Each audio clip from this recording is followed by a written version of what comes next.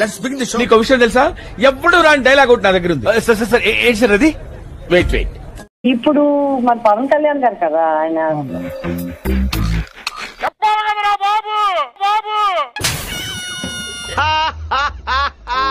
State president, celebrity అన్ని ఉన్నాయి. అందరూ వచ్చారు, అన్ని అయ్యాయి కాబట్టి 80 to మాక్సిమం 70 నుంచి 90 లోపు స్టాప్ అవుతుందని నా అంచనా. 70 నుంచి 90 లోపు స్టాప్ అవుతుందని నా అంచనా. సారీ.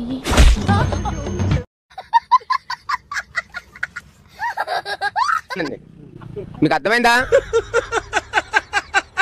అమ్మా నువ్వు ఆ మాట ఇస్తే చాలు, చిరుగురు అనేసుకుంటానమ్మా.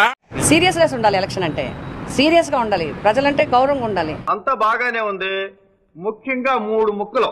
ఇంచుమించు లేదంటే పిఠాపురం నియోజకవర్గంలో 60 కోట్ల రూపాయలు ఖర్చు పెట్టారండి వైఎస్ఆర్. ఏమిటండి మీరు మాట్లాడేది? ఆవిడ కరెక్ట్ గానే చెప్పిందిరా. సీరియస్నెస్ ఉండాలి, ఎలక్షన్ అంటే సీరియస్ గా ఉండాలి. చాలా సేపు సస్పెన్స్ తర్వాత నాకు కూడా అర్థమైంది. ఇప్పుడు రూపాయలు వేస్తున్నారు, తర్వాత డాలర్లు దొబ్బేస్తారు. ఓకే అమ్మా, ఆల్ ది బెస్ట్. ఈ డబ్బులు గొడవ ఏంటి? ప్రజలంటే ఓటర్ అంటే ఎంత పవిత్రంగా చూడాలి. నవ్వు ఆపుకుంటున్నావు కదరా. That is point. No anybody జాతక. I am don't worry.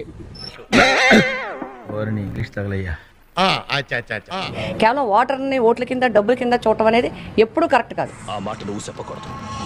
ఎందుకు చెప్తున్నావు? ఆ మాట నువ్వు చెప్పకూడదు. ఇలా పవన్ కళ్యాణ్ నెగ్గటానికే ఎక్కువ మెజార్టీ రావడానికి వంగగీత కారణండి. ఇలా పవన్ కళ్యాణ్ నెగ్గటానికే ఎక్కువ మెజార్టీ రావడానికి వంగగీత కారణండి.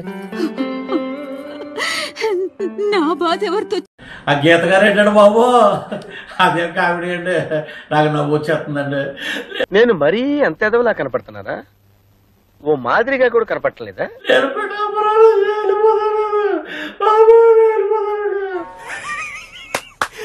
అమ్మా ఏం ఫీల్ ఉన్నది మామయ్య? వరని గజకర్ణ టక్కు టమారా నీ అన్ని ఏమన్నా సీఎం అంటే అది ఏమన్నా సీఎం గారు నేర్పాడా ఏంటి నీకు? ఆయన దగ్గర ఉన్న బోల్డ్ విద్యలు బటన్ రెడ్డి గారి దగ్గర. సరిపోయింది, హీరో విలన్ కొట్టుకుని కమెడీని చంపేసినట్టు నా మీద పడతారేంటి? నువ్వు అవి నేర్చుకుని అభివృద్ధి ఎక్కడ చేసావే తల్లి? ఓరి నాయనో, వీడు ఈ టైప్ లో తగిలాడేంటి? నాకు ఏడుపు అనేది రాలే దూరం ఏ సినిమాలో, నేను చూసి నేర్చుకోవాలి. నేను వెయిటింగ్.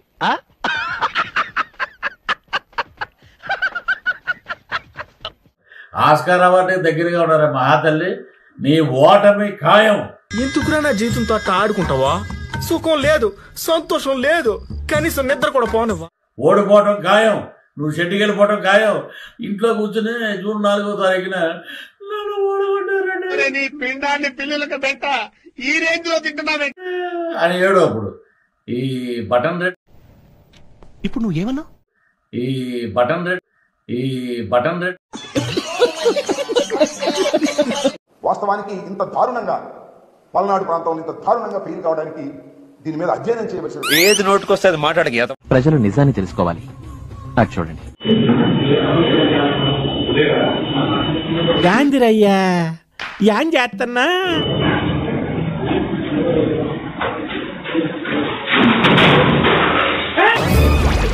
ఎంతకు తెగించారా? అర్సాకు ప్రొఫెషనల్ గా నీకంటే పాపులర్ అవుతున్నానని తెలిసేతోటి ఇంత నిజానికి సాయంత్రానికే ఇక వైఎస్ఆర్ కాంగ్రెస్ పార్టీ రేపు భవిష్యత్తు లేదని తెలిసిపోయింది. కరెక్ట్, ఇది కరెక్ట్ గా చెప్పావయ్యా. అందుకోసమని ఐపాక్ కి సంబంధించిన 350 మంది సిబ్బందిని నిర్దాక్షిణ్యంగా పంపించేశారు. నీలో ఇంకా మానవత్వం మిగిలింది. ఊరుకో ఎద్దులో ఉన్న ఏడిస్తే దరిద్రంగా. వాళ్ళ దగ్గర ల్యాప్టాప్లు తీసేసుకున్నారు, వాళ్ళకి జీతాలు కూడా చెల్లించకుండా పంపించేశారు. ఎంత ఘోరం జరిగిపోయిందిరా. వాళ్ళకి జీతాలు కూడా చెల్లించకుండా పంపించేశారు. బాధపడకండి, అర్థమైన ఎదవలు చూసుకోవడానికి 7 కోట్ల ఉన్నాడు కదా. రాష్ట్ర అభివృద్ధికి ఎంతో చేద్దాం అనుకుంటే ఈ న్యాయ వ్యవస్థలు. ఆడి ఎక్స్ప్రెషన్ చూసి మోసపోకండి, ఆడి ఫుల్ గా ప్రిపేర్ అయ్యాక యాక్టింగ్ లో ఇవన్నీ కూడా చాలా బాధ అనిపిస్తుంది. ఏంటి అది గారు ఎంత పని జరిగింది? మహా దుర్మార్గులు అందరూ కలిసి మిమ్మల్ని ఈ స్థితికి తీసుకొచ్చి వదిలేశారే. చూద్దాంలే. చూడటం కాదండి, మీరు చెయ్యాలంతే. సరే, మీరు ట్రై చేస్తారన్నారంటే అది ఓకే అయిపోయిన